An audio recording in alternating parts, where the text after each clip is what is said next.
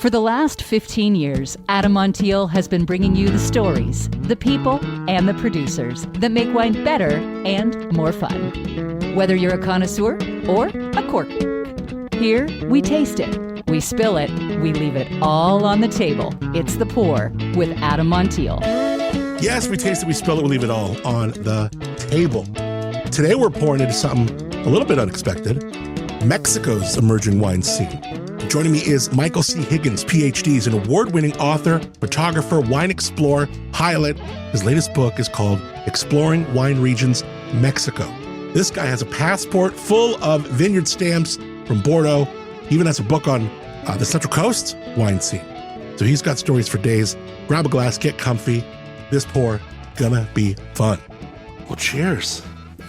Yes, cheers. Michael Great C. to meet Higgins, you. PhD. What's up, sir? Yes. How are you? I am super good. And I totally expected you to say that you flew in today, yes. But we actually didn't fly in today. I didn't. But if there was a cop out there, he would have thought I was flying in. I love this because I think of stories of like Gary Eberle or Kunal Mittal from LXV, Matt Trevison from Lene Coloto. There are several of these men who have used their airplanes for their job, for the work, to spread Paso.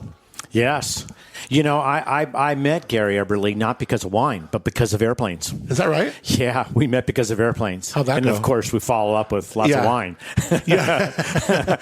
And he loves Cabernet, and I love Cabernet, and it all works out well. So originally I thought we were going to get this education on Mexican wine, specifically. What is the region of the wine that you brought? This one's from Guanajuato. That's the mountainous regions north of Mexico City. Okay, I can't wait. And this is a Cabernet Sauvignon. Yeah. And this is made by the true pioneer who started that region. Really? Yeah. Cool. So it's pretty cool. It's going to be fun to learn about Mexican wines, this wine, and all. Several of your books have kind of gotten into all these different places. Your first book was Argentina. You're right. That's pretty cool. Yeah, Argentina's amazing. If you love Malbec, you got to go. Yeah. They're the fifth largest wine region in the world. You imagine that? I didn't even know that. Yeah, so it's Italy, France, Spain, U.S., Argentina. And it's because they got the magic on Malbec. So how many books have you written so far? 4. 4. Argentina. Bordeaux. France, yeah. Central Coast, California. Mexico. And then the 5th will be Greece. So Bordeaux, where were some of your favorite spots? Where'd you go to that one? Oh, my God. It's incredible. I know. Because it's a big place. It's like a California when you think of all these regions, right? Because the Medoc is the famous one with the Grand Cru Class A's from 1855, and then you got Left Bank, then you got Right Bank, Saint-Emilion. It was beautiful there. Saint-Emilion was maybe one of the most gorgeous places my eyes have ever laid upon. You went to the village too. Is that amazing? Mm-hmm. Yeah, that is historical, crazy. It's so great. Yeah. Yes. So Bordeaux was fun. We did that museum. That thing's pretty. Oh yeah, it's pretty nuts. That's crazy. Yeah. I'm not even sure I call it a museum because it's got the future of wine in there. It's like really, it's like the whole thing. Yeah. So when you go to a place like that, and you're kind of just one guy, you're doing it with your spin and your interpretation, your expression. How do you even go? How am I going to put together a wine region that's just like thousands of years with heritage? And do you care what people think? At it, like, oh, this is just because it's such a place with so much history. How do you even tackle something like Bordeaux? So I work with either tourism or winery associations. That's what I do. And on my first trip, I don't worry about it. I tell them the parameters, which is I want great wine and great tourism. Like if you talk about Bordeaux, a lot of those wineries aren't even open. They basically say, we make wine, leave us alone. So I want places that are open, but more than just step up to the bar. Places that have tourism, things to do, restaurants, accommodations, horseback riding, things, educational, like wine making and pairing and all the things that could be done. Did you find Bordeaux had a lot of those things? Yeah, I had to find them. But so I give them the parameters. And on the first trip, I just show up, I go do it. And then I've learned. And now I can go back to them and say, this is what I need. Like, for example, they were putting me in castles. I mean, it was pretty cool. So, like, I was in a castle. I was at a winery, and I spent the afternoon with the winemaker. And then when we were done, he handed me the keys, and he says, "This is the keys to the castle. I'll see you in the morning." I thought, well, that's pretty darn cool. Right. So, but that castle's not open to the public. I mean, because I'm in the industry, I got to stay there. So then from then on, I have to lead them to castles are good, but give me the ones I can tell my readers because my readers want to stay in castles too. Yeah. So I have a lot of castles for people to stay in. That's so neat. It's so neat. Yeah. Yeah. And also, with what you're doing here, you're flying to a lot of these places because, you have flyingadventures.com. Yeah. And Flying Adventures magazine. Right. Okay. Yeah. And so is it a print magazine too? Print magazine, right. Wow. Yeah. Is the print tough right now these days or what? No, print's not tough. It's not for travel because people want to see the beautiful pictures and stuff. It's just like the books. I mean, I have digital versions of my books. I mean, you can get them on Amazon or on Apple. But the print book sales are multipliers over the digital. Does it make a difference if you're doing one that's like for a coffee table or like, is there a market? Just like there's wine, there's, $27 cab and there's $150 cab. Is there a certain like market that we want the book to be, I don't want it to cost $100, but I want it to be, that's going to be on someone's table. Yeah. Well, I mean, you see, they're beautiful. Yeah, no, they're really beautiful. It's a square book. That does look like like a coffee table book, and it's printed on museum quality art paper.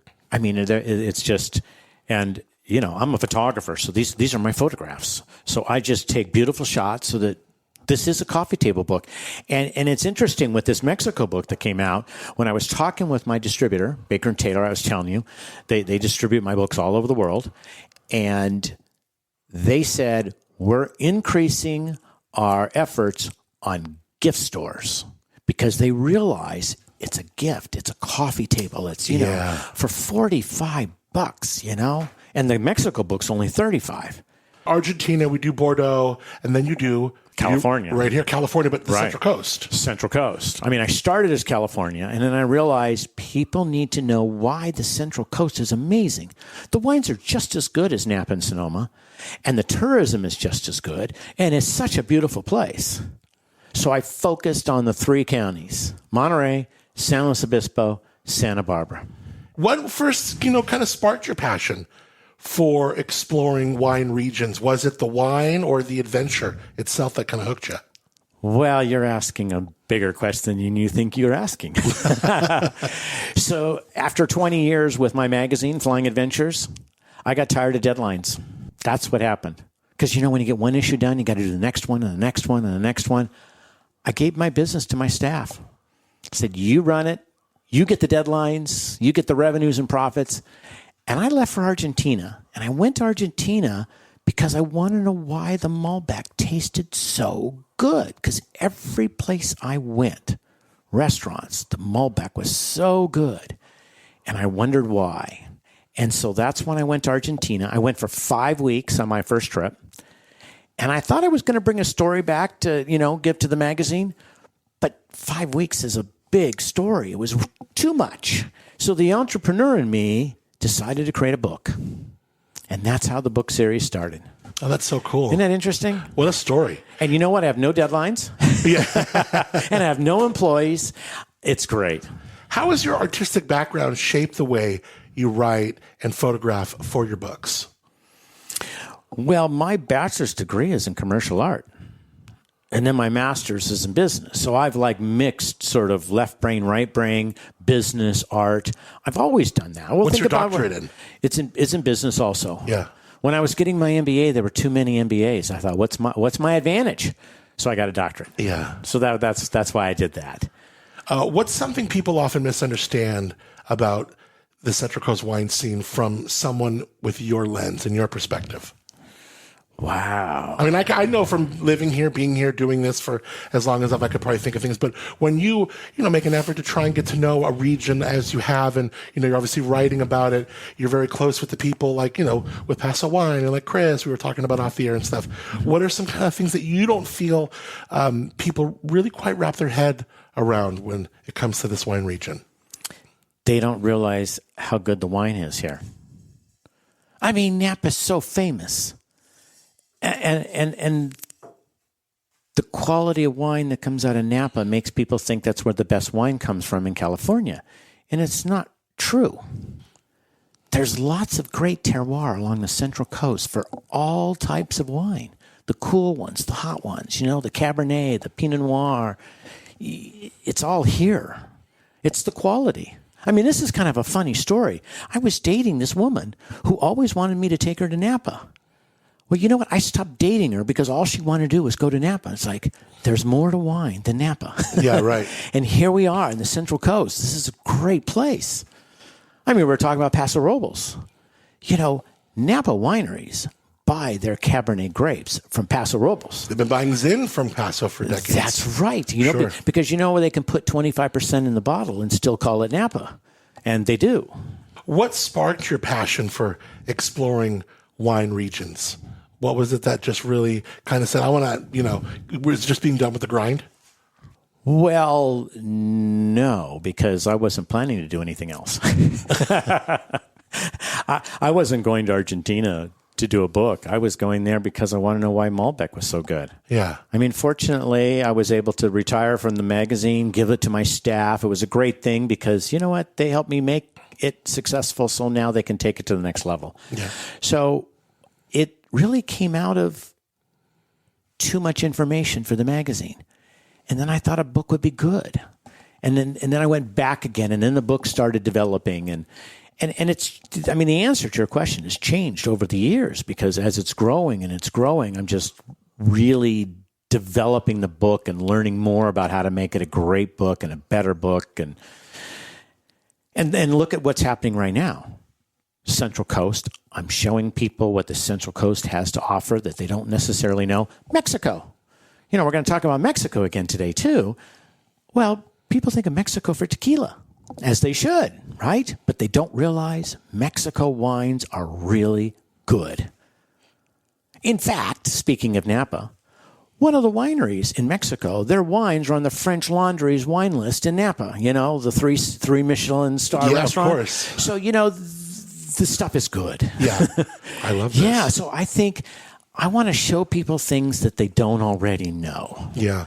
What about the content comes really easy to you? And what is the pieces of content that you really have to wrangle with? I mean, you're writing, you're meeting these people, so you're storytelling, and then you're also, shooting. You're doing a lot of photography. So is there one of these different avenues of expression that, comes easier to you or that you have to try harder at?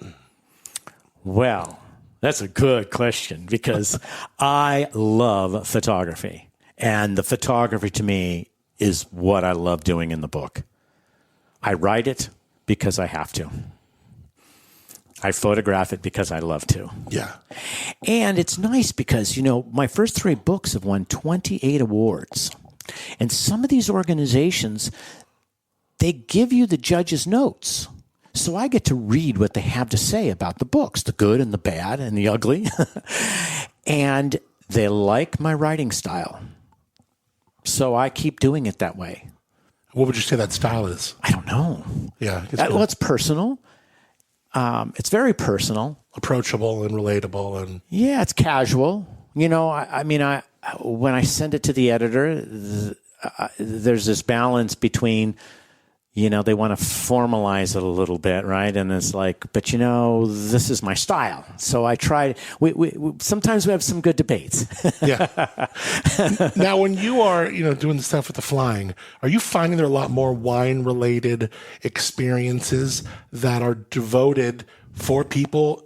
Those, folks who fly. Who fly? Yeah, enthusiasts who want to get in a plane and head on over to, say, Halter Ranch, land on their airstrip, taste wine, and you know what I mean? Well, if we're talking about the Central Coast here, there's airports everywhere. Yeah. I mean, it made it really easy for me just to fly in and I would go for a week or 2 at a time. I mean, a typical trip would be 2 weeks, and that's easy because I can fly in and fly out. And I did it during COVID. So it was even better. I didn't have to get on an airplane. Oh, I didn't even think of that. Yeah, it was perfect. Because the book came out in 23. So I did it on 20, 21, 22. Comes out in 23. So Mexico is the latest book. Mexico's latest book. We've done comes out now. Okay, it's out right now. This is the book that we're talking about. Right, this is it right It's here. beautiful. Let me take a look at it. Yeah. And we'll put links to this one as well as the one that you did on the Central Coast. Yeah. I'm so curious what other types of things that you did while you're here on the Central Coast, things that stood out to you. Wow, that stood out to me. People you've met or experiences that you had or Oh my gosh. stories you were. Yeah, this is really pretty. I've always said that the teacher learns more than the student. So for me being the teacher writing the book, there's a lot to learn, and there's a lot of things that I discover. One of the things I love about wine is that you never learn it all. You just keep learning and learning. There's always more to learn. And when it comes to Chardonnay and Pinot Noir, from Burgundy, of course, I'm not a big fan of the red Burgundy, but I love the white. The Chardonnay from there is amazing. But I'm not a fan of Chardonnay here in California, but I love the Pinot Noir. I love it a lot. So we're right here at Edna Valley. And when I first started exploring, I was expecting all this incredible Pinot Noir. And what I found out was, oh my God, the Chardonnay is amazing. And maybe, 4, 5, 6 days into this, I'm meeting with one of the winemakers and I said, what, this is what's going on for me. And he says, the Edna Valley is the coldest place in the California wine regions.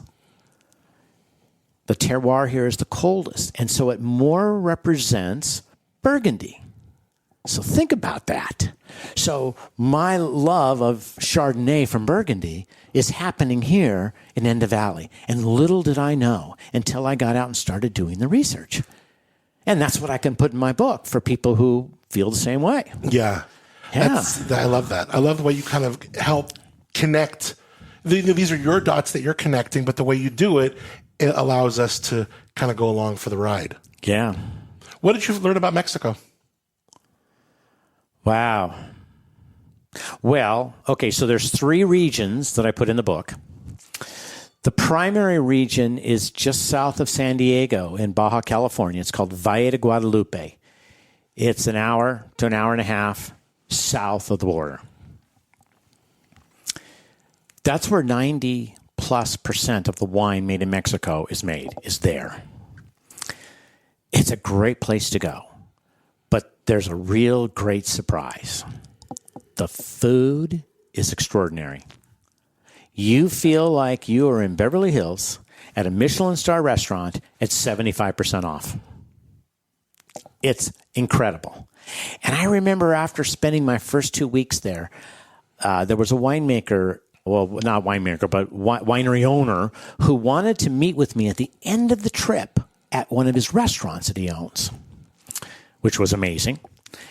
And when I was telling him about this, he said, the quality of chefs in this valley is so good that they're leading the way on quality and the winemakers are trying to catch up. It's like incredible. That's so neat. It's so neat. The next wine region is Guanajuato. And then the one after that is Querétaro. Guanajuato and Querétaro are right next to each other. They're states. And they're in the mountains north of Mexico City. And the wine that we're drinking here, this Cuna de Terra, this is from Guanajuato. And it's a Cabernet. 35 years ago, roughly, 2 guys. One of them planted vineyards. The other one took off to Europe to learn winemaking. He got his degree in winemaking, enology, and then worked at some wineries, and then came back 6 years later. Well, now those vineyards are 6 years old, and they started making wine. Now, think about this. They're the first. This was totally like flipping a coin and hoping it lands right, right? Because they don't know what they're going to get. But the wine was good. Now there's 40+ wineries there, following in what's good.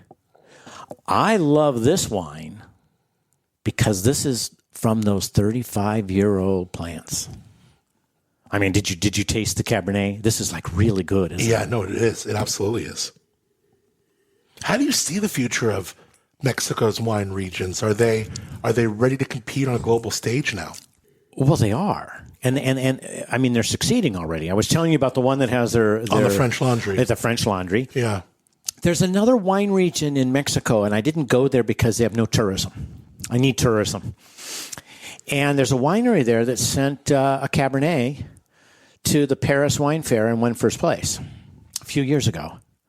You know, now the French can dislike the Mexicans, not just the Californians. I'm curious, how do the Mexican wines complement the country's diverse cuisine?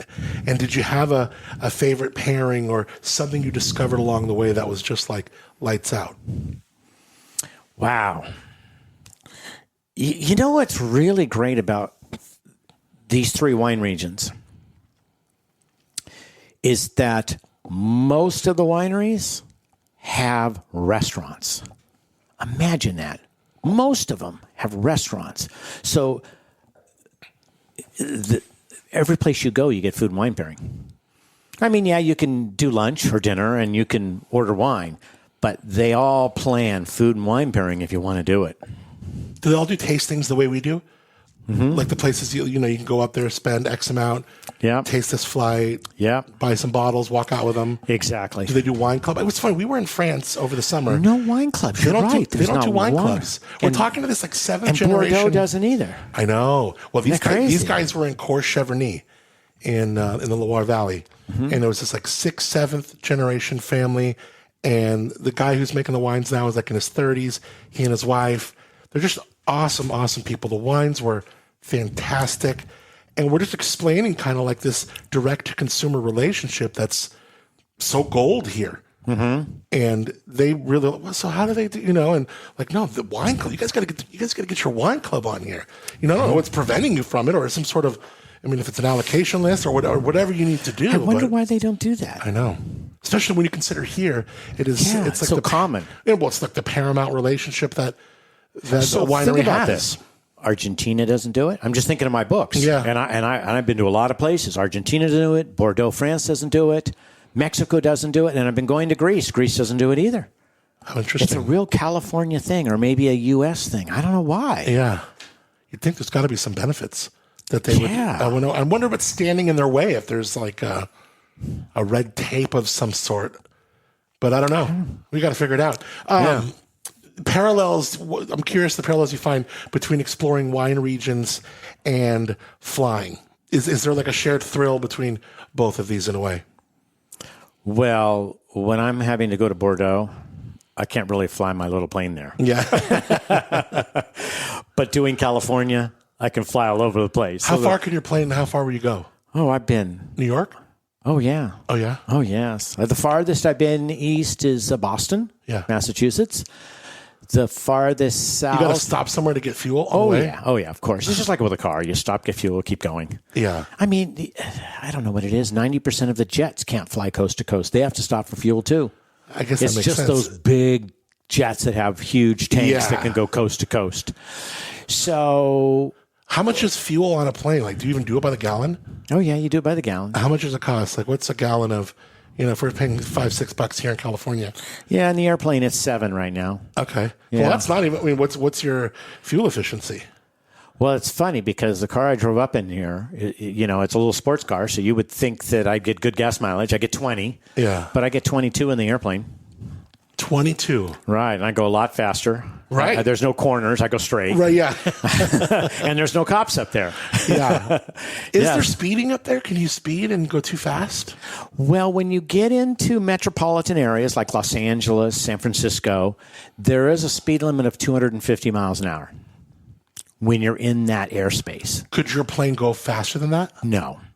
Yeah. No, it's not going to go faster than that. But so, it's really like, and a lot of small planes probably don't go that fast? No. Yeah. No. We're talking about like some of the big passenger planes that go. Well, it's the jets that can get that speed. Yeah. But the propeller planes, the piston planes are not going to get there. Well, wait a second, because, that's not true, because I fly a Mooney. And I want to look this one up. And Mooney has always been the fastest piston aircraft. And somebody took that away from them. I don't know, 10 years ago or something. So they had to come out with a faster plane. And I believe their faster plane goes 300 miles an hour. What do you have, a Mooney what? Mine is a Mark 21.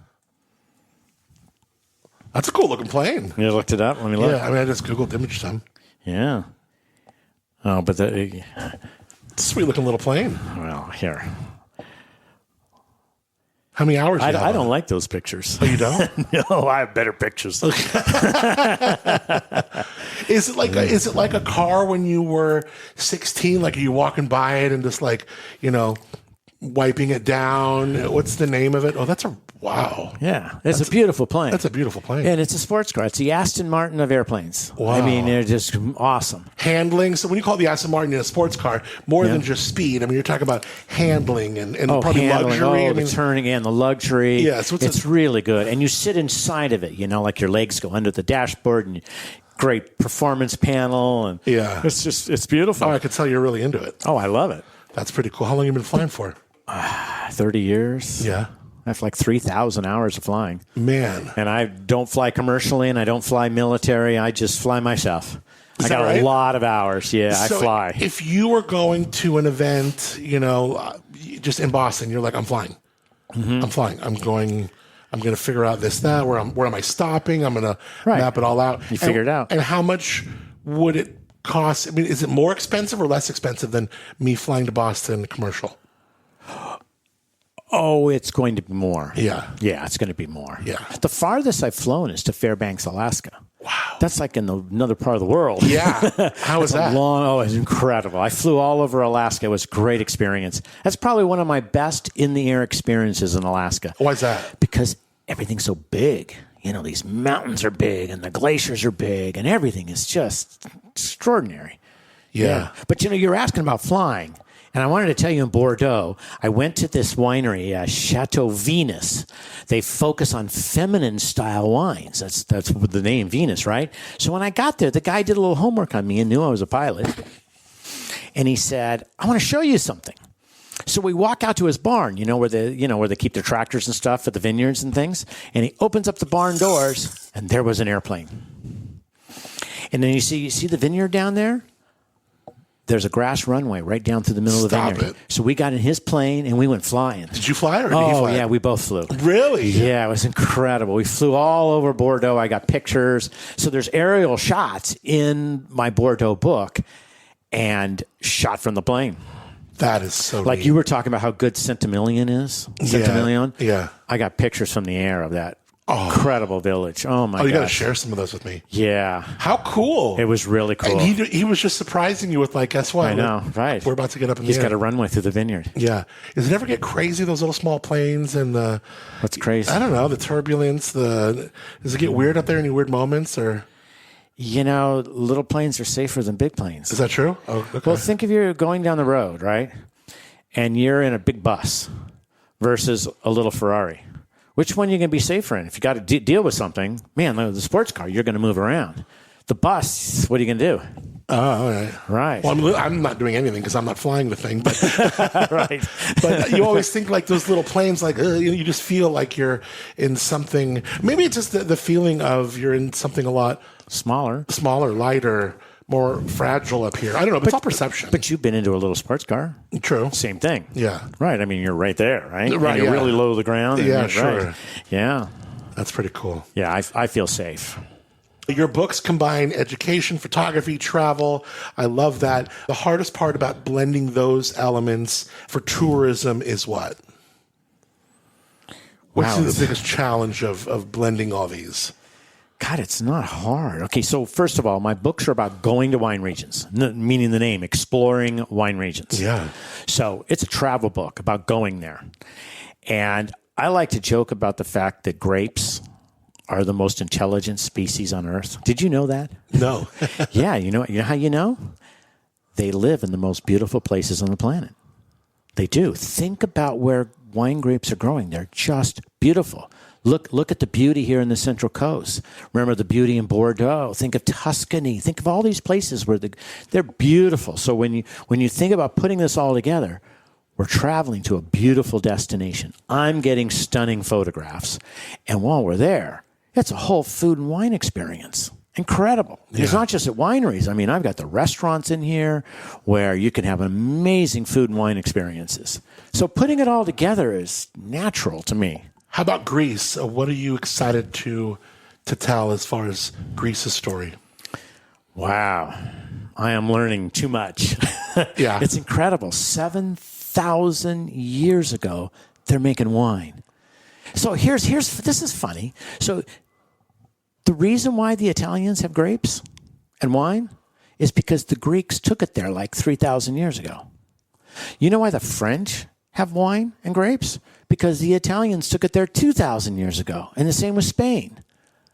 So the Greeks got this all going, and they spread it to those three big countries of Italy, Spain, and France. Dionysus is the god of wine. I mean, it's mythical, but I'm going to have the myth in my book. You bet I am. For sure. Yeah, because it's so interesting. It's fascinating. There's so much history there. And the culture, what are you noticing as far as the culture, as far as the differences between, say, here, France, Italy, where it's certainly more ingrained in the culture than here. But what do you notice about wine and the culture in Greece? Well, while they have been making wine for 7,000 years, it's really just in the last 2 decades that they have really gotten into the premium wines. And they're doing a really good job of it. And of course, the food there, the whole Mediterranean food, diet even, is so good. It's so delicious. The food's amazing. The grapes, even when you see the word, you don't know how to pronounce it. Yeah. I mean, all these grape names are really complicated. And so in the book, I'm going to have, the phonics of spelling these and what they represent, because there's like a grape called Ziamaro. And that one is very much like, some people will think of it like a Pinot Noir, some like a Nebbiolo, it's kind of like in that arena. So if you love those grapes, well, I'm going to tell you where you can go find that in the Greeks' language of grapes, right? Sure. Yeah. So when do we anticipate the book on Greece? When do we anticipate the book on Greece coming out? Wow. 26. Yeah. And it's you don't even want to put a time on that, right? It's just like, look, we're right in the... No rush. I've been there twice. I'm going to go twice again next year. So that'll be 4 times. And then I'll decide if I have what I need. Because my first trip there, I did mainland. My second trip, I did islands. My third trip, I'm going back to mainland because I know what I didn't get and what I need. And I need to do more islands. How do you go there as, okay, I need to get, a bunch of pictures. I need to get... Are you shooting for certain chapters? Like we're already storyboarding it? Or is it like, I'm just going to shoot everything I see? How are you kind of mapping it out when you're there experiencing it so it doesn't feel like it's too, rigid and structured? You can still have some fun with it. Well, so like on this last trip, my first 10 days were Santorini. Santorini is probably the most famous destination in Greece. And it's kind of funny because while it's a destination for tourism, it's really a wine region that tourism snuck into. And, they have a wine called Sertico. It's a white wine, and the vines are low to the ground, and they circle them into a basket. It's to protect them from the winds that are coming through.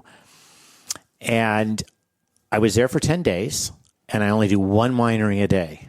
So think about that. This is quality. So nothing's ever rushed. I get to spend time with the winemaker. I get to spend time in their restaurants. I'm really capturing everything they have. I bring them a notebook. I write my notes. I have lots of notes. So notes and paper and photographs. That's what I do. And then when I get home, then I organize it. I mean, first thing is photo editing, which is a big process.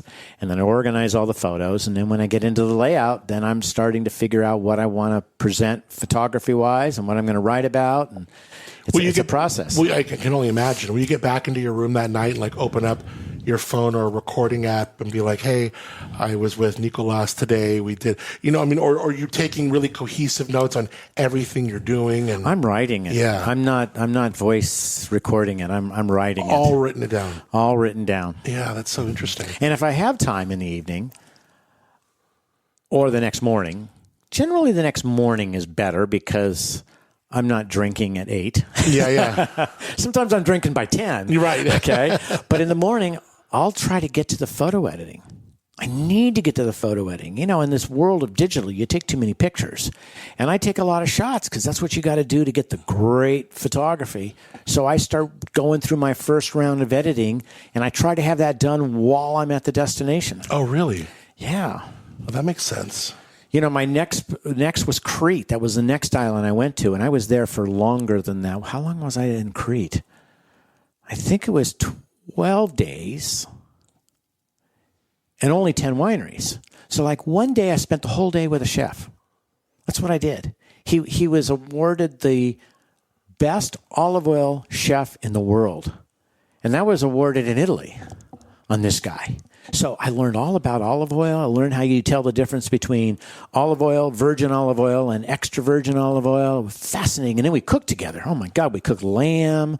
Oh, it was so good. I mean, we cooked, I don't know, we must have cooked 10 different dishes. It was really incredible. We spent the whole day. It was great. Yeah. And then you'll relay these stories in the book. I'll relay the stories in the book. I have lots of pictures. So what is the website for the book? ExploringWineRegions.com. All right, ExploringWineRegions.com. Of course, the latest book is Mexico. Yes. But then the one right before it is the one... California Central Coast. Yeah, and it's funny because we showed up here. We're doing this at Tamber, the wine making facility. And you said that Tamber is in your Central Coast book? You want me to show you? Yeah, well, yeah, for sure. You can check it out. Yeah, absolutely. Yeah, it was fun to run into Josh and say, "Hey, I wrote about you," and he goes, "You did?" Yeah. Okay, let's see here. He's going to. I mean, the books feel great. I mean, they're just like they're really done in a high end way. You know what I mean? Thank you. Well, 28 awards. You know what the latest award I got on this book that you're holding, California? Yeah. The New York City Big Book Award, Best Travel Book of the Year. And that's against the big New York publishers. Wow. The Random Houses and, those big publishers. We beat them on the best travel book of the year. That's incredible, Michael. What do you think it is? What is it about this book? Like I'm looking at the page in the Central Coast California one. You got Arroyo Grande Village. Of course, you're showing the Suspension Bridge. You got a little thing on Mason Bar. Tamber Winery, there it is. So you do touch on, more of the culture than just the wineries. Oh, definitely the culture. Yeah. You bet. Because this is about people going there and experiencing the destination. Yeah, this is so cool. Good for you, man. And you notice all the maps. So I make it real easy for people to figure out where things are with the maps. Yeah, you're really onto something here. This is fantastic. Well, it'd be fun to have you come up and, again, talk more of the Central Coast one. I don't even know. I mean, I hope this area, was this in stores around here? Absolutely. Good. Great. You know what? This one here, I know for sure it's in the Barnes & Noble downtown. Is that right? Yeah. Great. Yeah, because, the general manager wanted to build a whole display in the front when you walk in the front door. Right. So that was pretty cool. Yeah, this is fantastic. Beautiful shots of food. You got your Michelin stars at Justin. Oh, yes, that's right. Yeah, what a gorgeous book. And honestly, I'm really excited to learn more about the Mexico wine regions with the book. Of course, this wine really whet the appetite. This is really fun. Yeah. And the wines are great. Yeah, I mean, you wouldn't think that. I mean, it's Mexico, and you think they make wine? Yeah. But they really do. They make great wine. Yeah. You're tasting this. This is incredible. Yeah. This is incredible. Do you know where you're going after Greece? I don't. You have no idea, huh? I don't. It's going to be a couple of years from now. Yes, I'll figure it out. Yeah. That's so much fun, man. Well, did you have fun with this conversation? Oh, absolutely. This was great. This is really good. Yeah, I've had fun with this too. Yeah, I'm enjoying meeting you as well. Yeah. Yeah. Cheers. Cheers, brother. I appreciate you for sharing the pour with me. This is awesome. Yeah, these are like 35-year-old vines for Cabernet. It's incredible. It's incredible. This is the guy. This is a true pioneer. When you think of pioneers today, there's not a lot of the real pioneers who started something. But in this wine region, he started it, and now he's got 40 other wineries that are following, and they're making good wine too. Yeah. And I probably have maybe 20 of those 40 wineries in the book. And by the way, the region right next to them, which is Querétaro, they focus on sparkling wines. It's a great sparkling wine region. If you love sparkling wine, you just need to hang out there. Right. Yeah. So like with the book, I'm guiding people to go do what they love to do. If you like sparkling, you go here. You want Cabernet, you go here. You know, that Valle de Guadalupe, they have mastered Nebbiolo like you cannot imagine. It is incredibly good. What is feedback from readers? How is that? How has feedback from readers shaped, the next editions of your books? Wow. Okay, I can tell you one thing I can think of right now. People wanted to know what prices were. In the beginning, I wasn't thinking prices. I'm just delivering great places, right? But people want to know. So now I have, a code system, $1, $2, $3, $4, and $5. And I rate them on 3 different categories: the wines, the restaurants, and the accommodations. So people can know. And I do the range, it could be a $1, $2, $3. Or they could be just strictly a $5 because it's just, crazy good. Yeah. So I'm giving people, that all came from readers, Is it like you're rating how good it is, like a rating system, or is it like how expensive it is? Like it's expensive. Yeah, right. Yeah, no, not ratings. Well, if you'll notice with each winery, you see how there's a bottle of wine right there? Yeah. I always put my favorite bottle of wine there. So people know what I think is the best of what they produce. And then below that, I put all their wines. So they get to know everything they make, and they get to know what I think is the best. I love the maps. And the maps are good. Yeah. Yeah. I've done maps from the beginning. Oh, another thing is the color coding. See the color coding here? Yeah, on the end. Yeah. That was another thing that came from like a little readers. resource manual. Yeah, because it makes it easy. See down here? Get down here with the yellow? That's where we are right now. Yeah. San Luis Obispo. Right. Edna Valley. Exactly. That's so cool. Yeah. So it makes it easier to navigate. Yeah. Yeah. And the books go for like $45? So Argentina and Mexico are $35. Bordeaux and California are $45. That's because they're so much bigger. I mean, Bordeaux is 500 pages. As an author, do you want people to go to Amazon and buy these books, or do you want people to go to your website? Does it matter anymore? What's the deal? Well, if they come to the website, I make more money. Yeah. Because they're buying it directly. Yeah. Because, I'm selling them to my distributor, and my distributor's selling it to Amazon, and Amazon's selling it to the customer. Yeah, right. So, I mean, I love it. Because if they come to... Plus, if they want me to autograph the book... Well, the only place they can get the autograph is directly from me. Yeah. So they go to exploringwineregions.com, and there's a place to buy books, and that's how they can get them. Okay, great. Yeah. I'll put a link in the show notes to that. That'd be great. And then next time you're in town, let's hang out again. Let's do it. I think this was really fun. I'll be here tomorrow. Yeah. This was fun. I really had a lot of fun, man. Appreciate your time. Yes. Cheers. And thanks for being on the pour. Yeah. You're welcome. Just like that. Bottle's empty. What a pour that was. Huge thanks to Michael C. Higgins. If today's pour left you a little thirsty for more, head to exploringwineregions.com. Grab Michael's books. They're really sharp looking. They're great photography, great info inside. He really pours his heart into these, and they're award winning. Check them out. Exploringwineregions.com. We got the link in the show notes, so it's at your fingertips. If you want to keep the conversation going, follow us on Instagram at The Pour Show. The Pour Show, and follow me at Adam on the Air. Both those there. Also, go to adammontiel.com. You can click the Connect tab and keep the convo going on there as well. Suggestions, trying to really build this community for the poor. Up in Adam, we got Where Wine Takes You, which is incredible. By the way, that is weekly. Where Wine Takes You is now weekly, my podcast with Paso Wine. This is kind of not always Paso and not always wine, the pour. But speaking of wine and speaking of Paso, we got an episode of The Pour with Clos Salin's Guillaume Fabre coming up in a little bit. This is going to be good. Gonna be good. So, Where Wine Takes You, yes, brand new episode every Friday.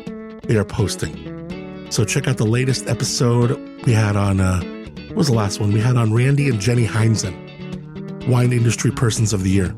Coming up, we're going to have Scott from Crush Vineyard and Tyler Russell. That's going to be a good show. So check it out, Where Wine Takes. You can go to PasoWine.com for more. Also, I will tell you, my friends at Paso Wine got a $99 locals-only sale for Paso Wine Fest. Big grand tasting May 17th. You can go to AdamMontiel.com, actually giving away a pair of tickets to Paso Wine Fest. That grand tasting in celebration of their locals only special. $99, not bad. That goes through the end of February.